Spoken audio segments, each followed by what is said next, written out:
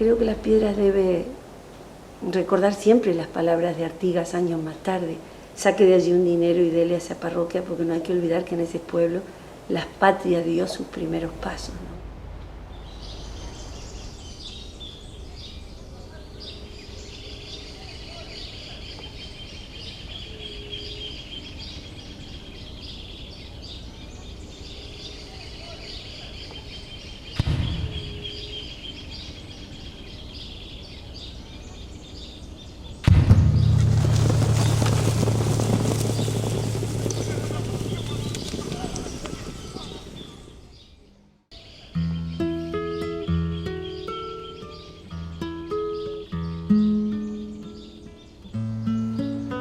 Toda esta gente sencilla, no que nuclea y convoca a Artigas, indios, criollos, negros prófugos, no se sienten convocados por una idea abstracta de libertad, ni de cambiar la bandera en Montevideo.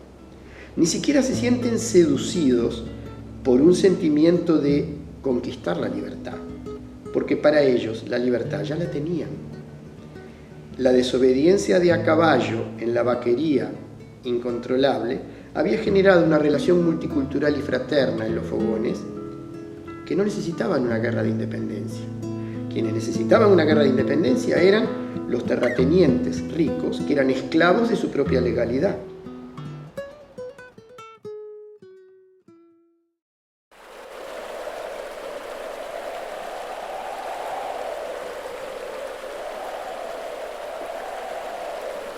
Pequeño detalle, había estado lloviendo los días anteriores. Mucha de la pólvora estaba húmeda, muchas de las armas estaban húmedas. Eso hacía que seguramente muchas de las armas no funcionaran bien. Y muchos de esos disparos fueran fallidos. Con lo cual, muchas veces las armas quedaban inutilizadas. Y esas balas no eran de mucha velocidad, con lo cual muchas veces rompían huesos más que penetraban. Eran más contundentes que penetrantes.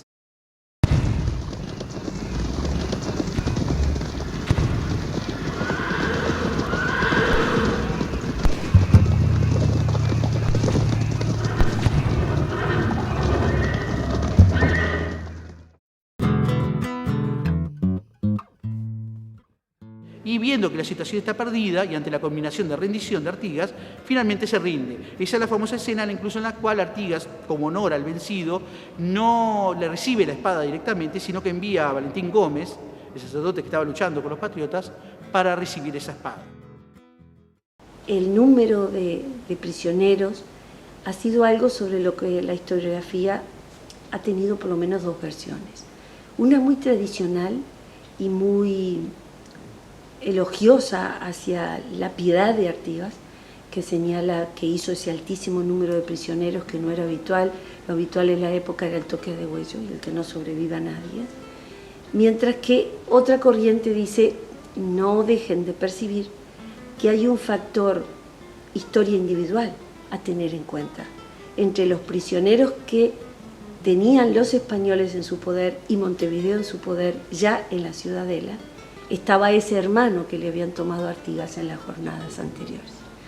En el canje posterior, que se ha tomado siempre como un indicio de la piedad o ausencia de crueldad tan propia de la época por parte de Artigas, en ese canje Cucho Artigas pasa de vuelta a las filas artiguistas y a cambio de él se entregan una serie de soldados. Artigas incluso consiguió un semifracaso la batalla, en principio. ¿Por qué? Porque en la primera parte le dice, déjenme seguir, le dice a Rondó, déjenme seguir que tomo Montevideo. He vencido a la fuerza principal de Montevideo. Hay que aprovechar el desánimo que hay en la ciudad y me presento frente a la ciudad y se van a rendir. Rondó no lo deja seguir. Acuérdense que no era comandante jefe. No lo deja seguir. Y él incluso en una carta al gobierno de Paraguay, 7 de diciembre de 1811, una de las cosas que dice es que si lo hubieran dejado seguir, él estaba seguro de que podía tomar la ciudad. En su momento, él, en su segunda parte, él considera que la batalla fue un éxito, pero que no se aprovechó tácticamente y estratégicamente como podría haberse aprovechado y haber terminado con la ciudad de Montevideo, como un punto enemigo muy importante.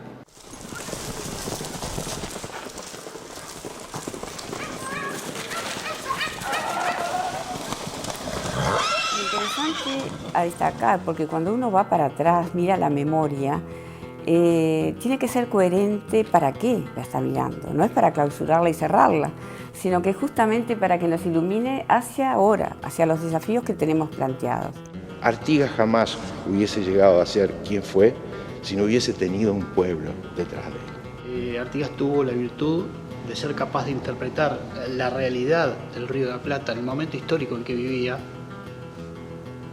Estamos hablando de las primeras décadas del siglo XIX. Y eso es muy difícil para un dirigente político. Es muy difícil que un dirigente político sea capaz de interpretar el momento histórico que vive. Y si es capaz de interpretar adecuadamente el momento histórico que vive, puede dar las respuestas adecuadas.